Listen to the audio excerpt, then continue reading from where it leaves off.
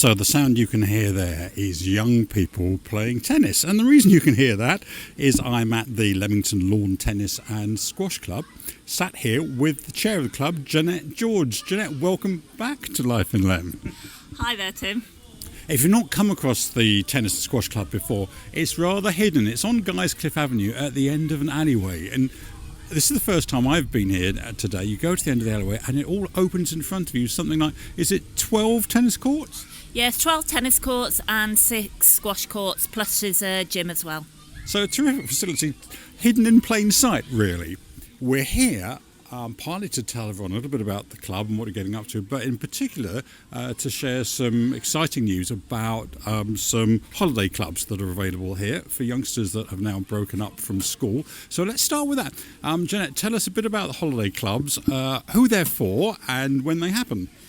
Yeah, so we welcome kids of any age, although it does tend to predominantly be more primary school age kids.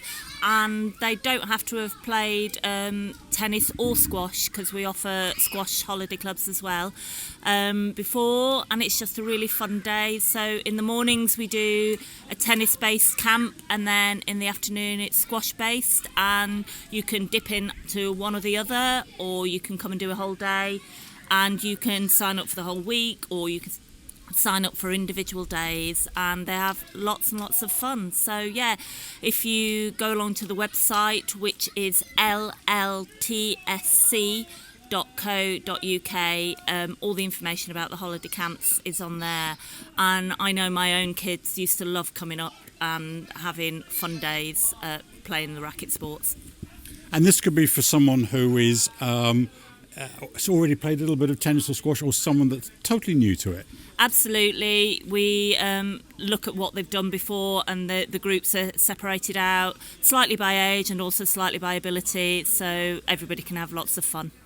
And it's tennis in the mornings and squash in the afternoons. Yep, that's it. And it's not only about hitting the ball, they have some fun games on the courts as well. It's not just about hitting balls. And in terms of age range, minimums, maximums? There's no maximum. It's more about the kids when they possibly don't need to be in holiday camps anymore. So it tends to be sort of the oldest tend to be 12, 13, I would say. And then looking at them today, I think we've got youngsters, 4-year-olds. So it's school age, I think. But yeah, they've got them throughout the primary school age kids here. Terrific. So I'll put the link to the website into the accompanying text for the podcast, but that's a lovely idea during the summer for youngsters to learn a bit of racket skills, either inside or outside. And of course, you know, you're offering these facilities for young people now, but you've been going a long time. You're a very well-established club, aren't you? Yeah, so we in fact celebrated our 150-year anniversary last year, so we did lots of celebratory things there. Wow, and you've had a huge amount of success. Give us without blowing your own trumpet too much, Jeanette, just give us a sense of what you've been achieving, particularly over the last year. Well, really, there's 2 elements. So for the first time this year, we had a member of the club, so Ferran Redza. He played at Wimbledon. He played at Junior Wimbledon in the doubles. So that was a huge enjoyment for the whole club to watch him on the telly. And then on the squash side, it's sort of the amount of success is almost too long to list. We are currently the national champions at both the men's and the ladies competition.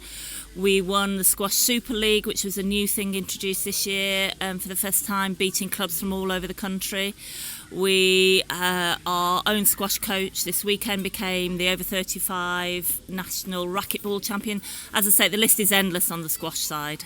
And we've also just recently introduced walking tennis. So this is sessions for those that perhaps aren't the most mobile or are coming back from injury.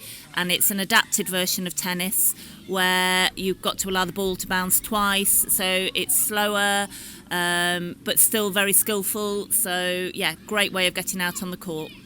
And then just generally the club is absolutely buzzing. We're our waiting lists on both squash and tennis, so people really want to come and get involved with our club. So if someone's just heard that and gone, I'd love to have a go at that, I'd love to build my squash or racquetball or my tennis skills, but now they've just heard, you've got waiting lists, would you still encourage them to get in contact and get themselves on the list? Yeah, I would, because we do try and get you involved, even though you can't necessarily be a member and book your own courts. We allow you to come along to mix-ins and socials and things like that. So it is always worth it. And if you're available to play off-peak, so during the daytime predominantly, then there's no waiting list. So, you know, if you're able to play daytimes, then get yourself and get your name on the list. Sooner you're on the list, the sooner you're on the courts, which is lovely. And so, I mean, because you're so popular and you're running pretty much at capacity now, do you have any plans to offer more facilities, expand at some point in the future?